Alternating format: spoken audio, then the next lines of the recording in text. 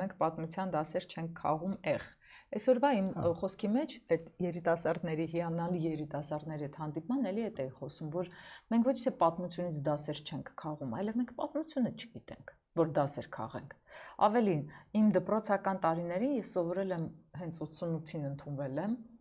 98-ին ավարտել եմ։ Ես հիշում եմ, որ 88-ին մայրս իր 3 աղջիկների ձեռքը բռնած, հորս հետ միասին գնում էին օպերայի բակ ցույցերի,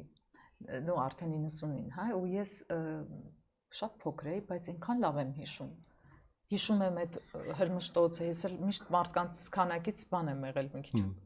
շատ չեմ սիրել դեռ մանկուց, բայց դեով էր քեզ հարցնում, գնում ես ու ձեռքիս այդ արմունկը բարձրացրած դրոշակներով ու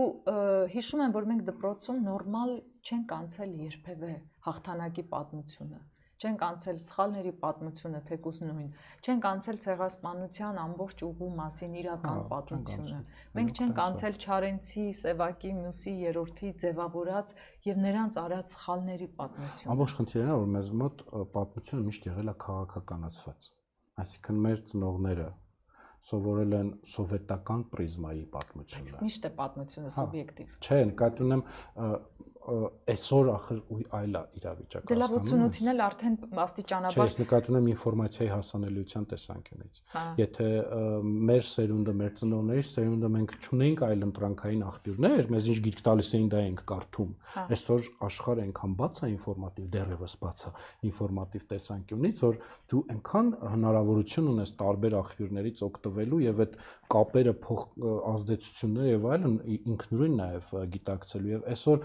դպրոցներում դեռևս լինել 4 ցամաք ուսուցիչ, ով ընդամենը էջերա կարդում եւ չի բացատրում այդ էջերի յետևում թաքնվածը։ Գիտեք, ինձ պետք չի այսօր պատմություն սովորացնել։ Երբ որ ասում են մենք հայրենասեր սերունդ ենք կրթում, իմ ամենաչսիրած արտահայտությունն է դա Նազենի։ Գիտեք, ո՞նց կարելի է մարդուն ինչ որ բան սիրող կրթել։ Դուք ինչ որ բան ճանաչող պիտի կրթես մարդուն։ Ինքը կորոշի սիրի թե չէ։ Դու կոնկրետ ես ավարտում լուրջ ես։ Ես վախենում եմ։ Որովհետև ինձ ասեցին, որ պետությունը պետք է ինչ որ դեռ այն ժամանակ պետությունը պետք է այնպես աներ, որ չգիտեմ, այդ ատելությունը, ասում եմ, լսիր, եթե ինչ որ մեկը ինձ չի սիրում, ուղղակի որովհետև ինձ այլ կերպ է վերաբերվում, եւ դա իր սուբյեկտիվ որոշումն է, ու ես այդտեղ 0 կապ ունեմ, բայց տալիս են պահի տակ հնարավորություն սոցկայքերը, որ նա իր ատելությունը արտահայտի, նա միևնույն է արտահայտելու է այս կամ այն կերպով։